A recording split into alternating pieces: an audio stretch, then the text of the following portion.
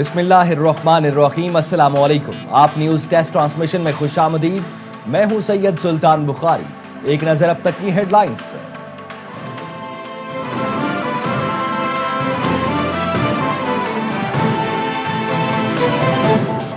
وزیر اعلیٰ خیبر پختونخوا نے افغانستان سے مذاکرات کے بغیر مسائل کا حل ناممکن قرار دے دیا۔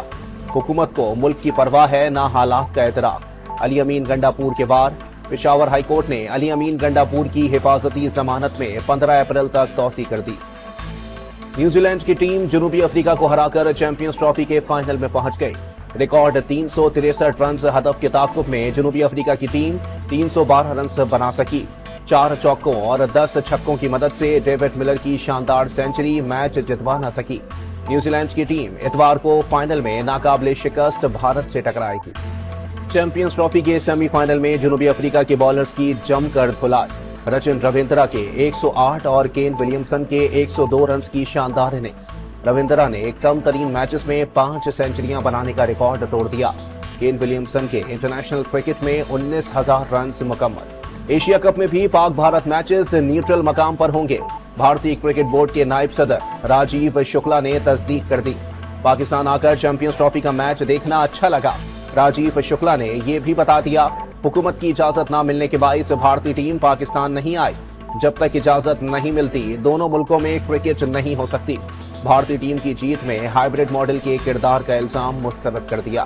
آئی ایم ایف کے ساتھ $60 ارب قرض پروگرام کے تحت جائزہ مذاکرات۔ عالمی مالیاتی ادارے کے وفد نے توانائی شعبے کی اصلاحات میں پیش رفت پر اطمینان کا اظہار کر دیا۔ اصلاحات مکمل کرنے پر زور۔ عالمی ادارے کے اعلیٰ سطح وفد کی پاور ڈویژن اور پیٹرولیم ڈویژن کے حکام سے بھی ملاقات۔ آئی ایم ایف کا ریاستی اداروں کے آڈٹ کے عمل میں تاخیر پر اظہار تشویش۔ عالمی مالیاتی ادارے نے تقریباً 6 لاکھ زیر التوا آڈٹ کیسز پر تحفظات کا اظہار اور جلد معاملات حل کرنے کا مطالبہ کیا۔ اداروں میں اندرونی آڈٹ کا کوئی نظام نہیں۔ پارلیمنٹ کے احکامات کے باوجود کوئی چیف انٹرنل اکاؤنٹنٹ تعینات نہیں کیا گیا۔ Auditor general of Pakistan Ajmal Gondal کا پبلک اکاؤنٹس کمیٹی میں انکشاف۔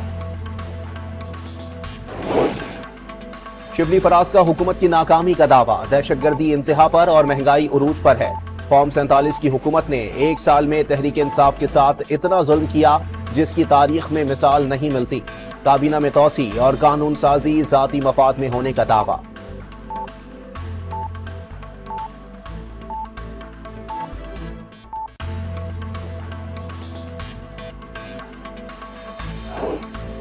فواد چودھری نے تحریک انصاف کی وکلا لیڈرشپ کو فراڈیا قرار دے دیا۔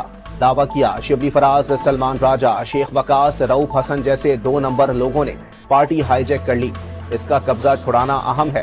الزام لگایا سلمان اکرم راجہ نے گزشتہ روز یہ بات تک نہیں کی کہ بانی نے اڈیالہ کے باہر احتجاج کا کہا۔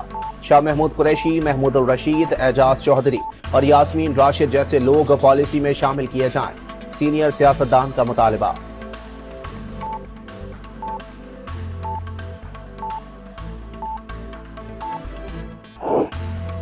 12 ماہ میں معاشی معجزے، مہنگائی 9 سال کی کم ترین سطح پر آ گئی۔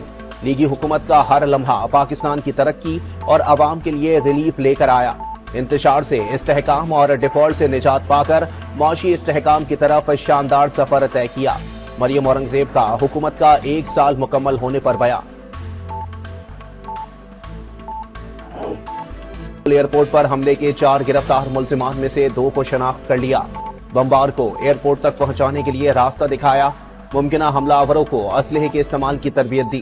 کئی دیگر حملوں میں بھی داعش خراساں کی معاونت کا اعتراف۔ مارچ 2024 میں ماسکو کے قریب حملے سے بھی تعلق رہا۔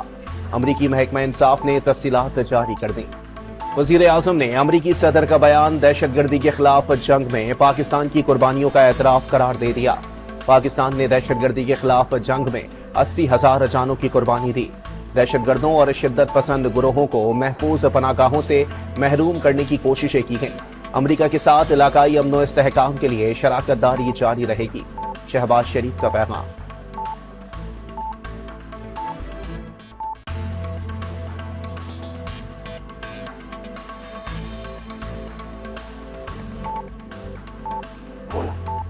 وزیر خارجہ اسحاق ڈار اور امریکی قومی سلامتی مشیر کے درمیان رابطہ۔ امریکی مشیر قومی سلامتی کی پاکستان کی انسداد دہشت گردی کی کوششوں کی تعریف۔ مائیکل والٹز کا صدر ٹرمپ کی طرف سے پاکستان سے اظہار تشکر۔ بنو کینٹ پر خارج دہشت گردوں کا حملہ ناکام، سیکیورٹی فورسز نے تمام 16 حملہ آور ہلاک کر دیے، 5 بہادر جوان مادر وطن پر قربان، 13 شہری بھی شہید، 32 زخمی ہو گئے۔ حملہ آوروں نے بارود سے بھری 2 گاڑیاں حفاظتی دیوار سے ٹکرا کر سیکیورٹی کی توڑنے کی کوشش کی۔ مارے گئے 16 دہشت گردوں میں 4 خودکش بمبار بھی شامل تھے۔ خودکش دھماکوں کی وجہ سے حفاظتی دیوار کا کچھ حصہ منہدم ہو گیا، ملحقہ عمارتوں کو بھی نقصان پہنچا، ایک مسجد اور رہائشی عمارت بھی تباہ ہو گئے۔